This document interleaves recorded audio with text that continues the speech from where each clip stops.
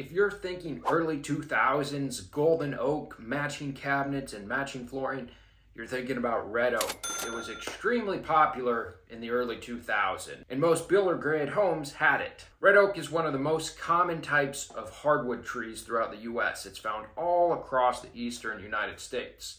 The trees in the north are much lighter and they have a whole lot less pink inside of them. The trees in the south are much redder and darker and tend to have more variation in the grain. Where we operate in Southwest Michigan and Northwest Indiana, it is the #1 most common type of flooring.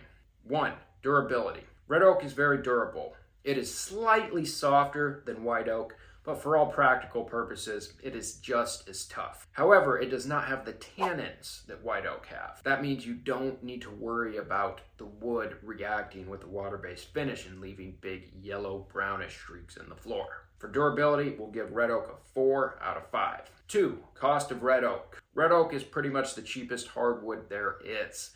That's for several reasons. 1. It's pretty much the most common type of hardwood in the United States. When I was working as a logger, we cut down more red oaks than anything else. The second reason is that the popularity of it has gone down. While we still put a lot of it in on additions, most of our new installations are going to be a white oak instead of a red oak. People just don't love that pink reddish color anymore. Narrow widths can be found easily for $3 to $4 a square foot, even from a high quality mill like Shioga. The wider planks are going to be a little bit more generally, but not a ton. And if you really want to go budget, you can get a #2 red oak for as cheap as $2 per square foot. It's a great floor for a rental property. For cost, full 5 out of 5. 3. Stainability, versatility. Red oak is pretty much the easiest type of floor to stain. Now, that doesn't mean it's easy. You still need skill to do it. But compared to maple or hickory, it is easy. You can stain it any color you want. All the colors will take to it, but remember, it is red oak, and that's for a reason.